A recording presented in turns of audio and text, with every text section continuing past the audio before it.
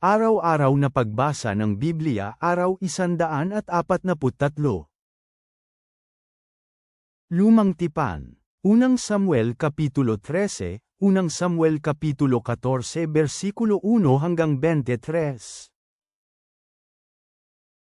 Bagong Tipan. John 13:18-38. Hindi ako nagsasalita tungkol sa inyong lahat, dahil alam ko ang aking mga pinili, ngunit sinasabi ko ito upang ang kasulatan ay maganap, ang kumakain ng aking tinapay ay nagtaas ng kanyang sakong laban sa akin. Sinasabi ko ito ngayon sa inyo upang kung ito ay mangyayari, maniniwala kayo na ako nga. Tunay nga ang sinasabi ko sa inyo, ang tumatanggap sa akin ay tinatanggap ang sinumang aking isinusugo, at ang tumatanggap sa akin ay tinatanggap ang siyang nagsugo sa akin. Nang sinabi ni Jesus ito, siya ay nabagabag sa espiritu at sinabi, "Tunay nga sinasabi ko sa inyo, na isa sa inyo ang magkakanulo sa akin." Nagtinginan ang mga disipulo sa isa't isa, nagtataka kung sino ang kanyang tinutukoy. May isa na nasa lamesa ang nakasandal sa dibdib ni Jesus na isa sa kanyang mga alagad, ang minamahal ni Jesus.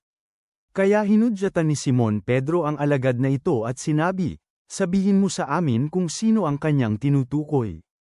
Sumandal ang alagad na iyon sa dibdib ni Jesus at sinabi sa kanya, "Panginoon, sino po iyon?" At sumagot si Jesus, "Yung aking ipagsasawsaw ng pirasong tinapay at bibigyan." Nang kanyang isawsaw ang tinapay, ibinigay niya ito kay Judas na anak ni Simon Iscariote. At pagkatapos ng tinapay, pumasok si Satanas sa kanya. Sinabi ni Jesus sa kaniya, "Kung ano ang iyong gagawin, gawin mo ito agad." Ngayon, walang sino man na nasa lamesa ang nakaalam ng dahilan kung bakit sinabi ni Jesus ito sa kanya. Naisip ng iba na, dahil si Judas ang nangangalaga sa supot ng salapi, sinabi ni Jesus sa kanya, "Bumili ka ng mga bagay na kailangan natin para sa kapistahan, o kaya naman na siya ay dapat magbigay sa mga mahihirap." Pagkatapos tanggapin ni Judas ang tinapay, agad siyang lumabas, at gabi na noon. Nang si Judas ay umalis na, sinabi ni Jesus, "Ngayon ang anak ng tao ay naluwalhati. At ang Diyos ay naluwalhati sa kanya. Luluwalhatiin siya ng Diyos sa kanyang sarili, at agad siyang luluwalhatiin niya. Mga batang paslit, makakasama pa ninyo ako ng maikli pang panahon. Hahanapin ninyo ako, at tulad ng sinabi ko sa mga Hudyo, kung saan ako pupunta, hindi kayo makakapunta. Ngayon sinasabi ko rin ito sa inyo. Binibigyan ko kayo ng isang bagong kautusan, na dapat ninyong mahalin ang bawat isa. Kung paano ko kayo minahal, gayon din naman dapat ninyong mahalin ang bawat isa.